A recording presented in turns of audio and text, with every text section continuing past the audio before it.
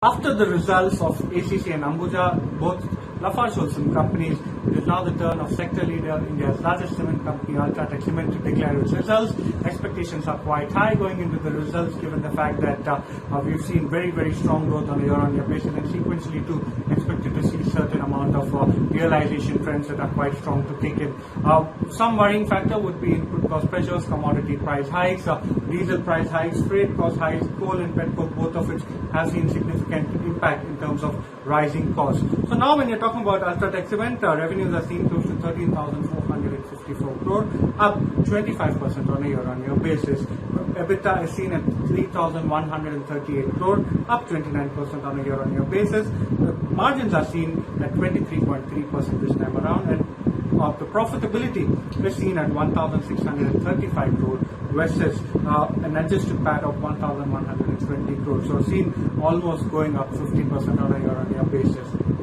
Now, when you're talking about Ultratech Cement, and especially when you're seeing it and comparing it to its peers, number one, it's India's largest cement maker. So the raw volume numbers would be much higher than most of the other companies. Volume growth, according to Macquarie, is seen close to 27%, in line with what most of the cement companies have actually gone ahead and delivered.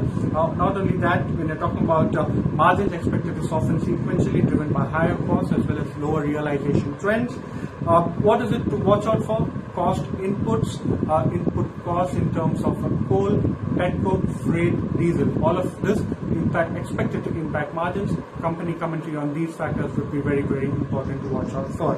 Demand company specific cost trends as far as Ultratech itself is concerned. Remember, the company has acquired multiple facilities, JP Associates, all of these facilities. Important to see whether the company has managed to ramp up and scale up most of these facilities to the same level that Ultratech is operating at. So capacity utilization trends, operational trends, the realization, according to Channel 6, it indicates that realization trends have been quite strong.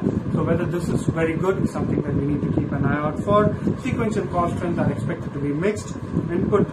Rise in input costs is expected to reflect, but only partially in this quarter. Remember, petcoke prices would impact the inventory and would impact the results after a lag of a few quarters, given the fact that most of the companies keep a certain amount of inventory as far as these input materials are concerned. So petcoke prices have been rising, and it's important to see, going forward, whether the company does guide for a certain moderation as far as margins are concerned. Remember, we are going through the second wave of COVID, so any demand trends that have been impacted due to COVID, labor shortage, infrastructure stopping as far as works is concerned, all of these, as well as most other things in terms of what exactly the company says in terms of price as well as demand, even from the individual householding community, is something that is very important to watch out for when it comes